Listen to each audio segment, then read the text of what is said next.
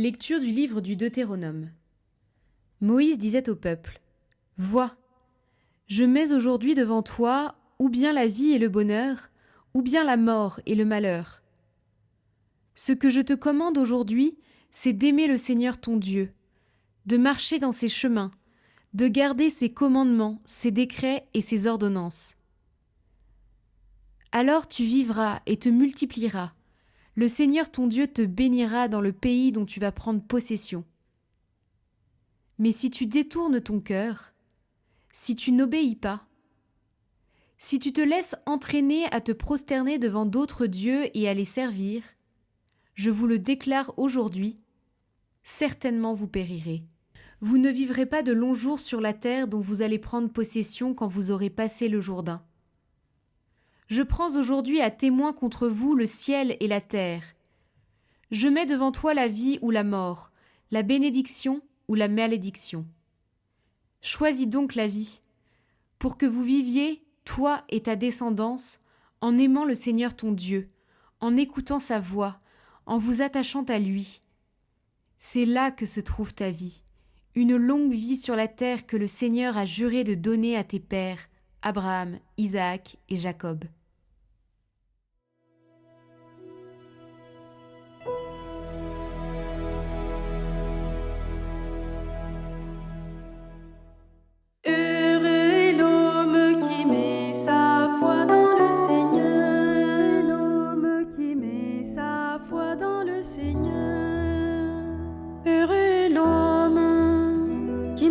Pas au conseil des méchants, qui ne suit pas le chemin des pécheurs, ne siège pas avec ceux qui ricanent, mais se plaît dans la loi du Seigneur et murmure sa loi jour et nuit.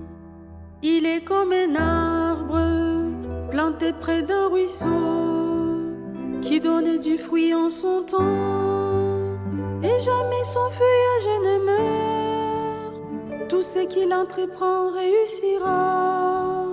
Tel n'est pas le sort des méchants. Mais il est comme la paille, balayée par le vent.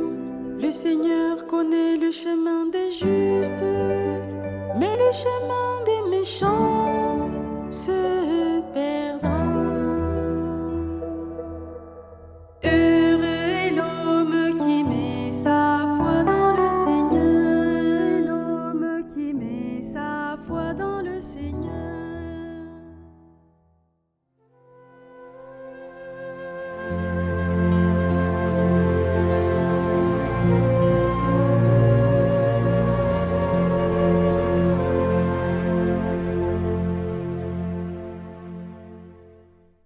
Évangile de Jésus-Christ selon saint Luc.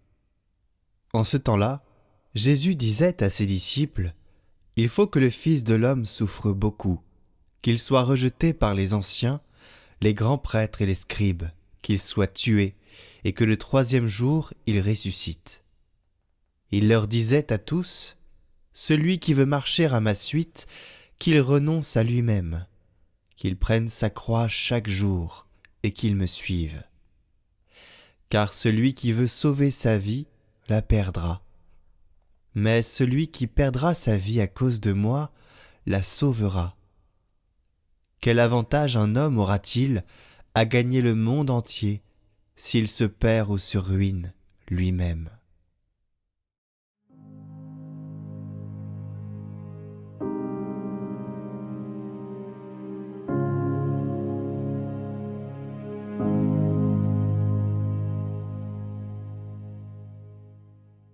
Bonjour à tous, aujourd'hui c'est le 2e jour du carême. On commence un long chemin de 40 jours avec Jésus jusqu'à sa résurrection. Mais on va passer par tellement d'épreuves, et lui surtout, il va passer par tellement de déserts, tellement de moments paradoxaux.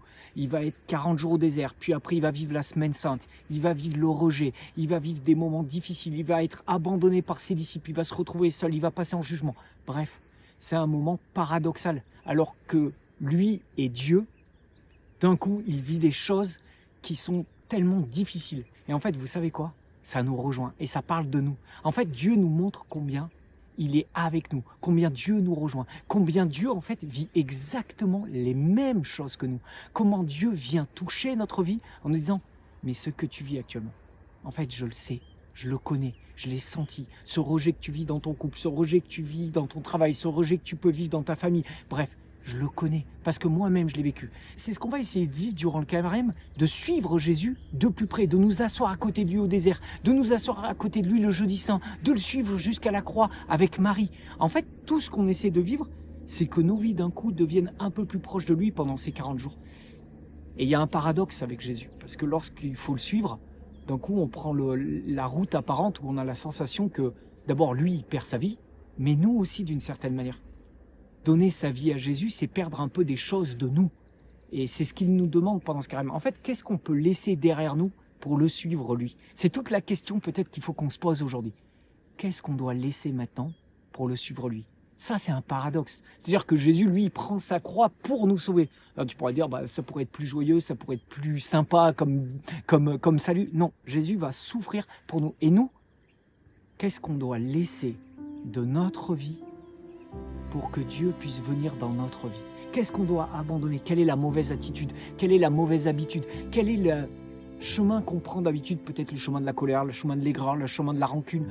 Quel est le chemin qu'on doit abandonner pour pouvoir suivre Jésus de plus près? Ça, c'est une question qu'on peut se poser pour notre carême et pour démarrer notre carême. C'est-à-dire, Seigneur, moi je veux te suivre au désert, mais alors quelle route je dois abandonner? En ce moment, peut-être que vous avez de la colère dans votre cœur. Peut-être que vous avez de l'incompréhension dans votre vie. Peut-être que vous avez des choses en ce moment qui vous abattent de tristesse. Peut-être que vous avez des décisions à prendre et que vous ne savez même pas ce que vous allez faire. Il y a 40 jours où Jésus vous propose de s'asseoir à côté de lui et maintenant de le suivre de plus près. Alors je vous souhaite une bonne route, non pas vers vous-même, mais vers Jésus. Si ton cœur est brisé, si ta vie est blessée, laisse-moi te parler de Jésus. Si tes larmes ont coulé, si ton âme a pleuré, laisse-moi te parler de Jésus. Laisse-moi te parler de Jésus. Il est ton Dieu, il est ton roi, il est ta force, il est ta joie, il est ton sauveur, il est ton sauveur. Il accomplit ce qu'il a dit, il te guérit, il te bénit. Jésus est vainqueur, Jésus est vainqueur. Si tu cherches le chemin, la vérité, la vie, laisse-moi te parler de Jésus. Si tu cherches un ami, le Sauveur, le Messie, laisse-moi te parler de Jésus. Oh, laisse-moi te parler de Jésus. Il est ton Dieu, il est ton roi, il est ta force, il est ta joie, il est ton sauveur, il est ton sauveur. Il accomplit ce qu'il a dit, il te guérit, il te bénit. Jésus est vainqueur, Jésus est vainqueur.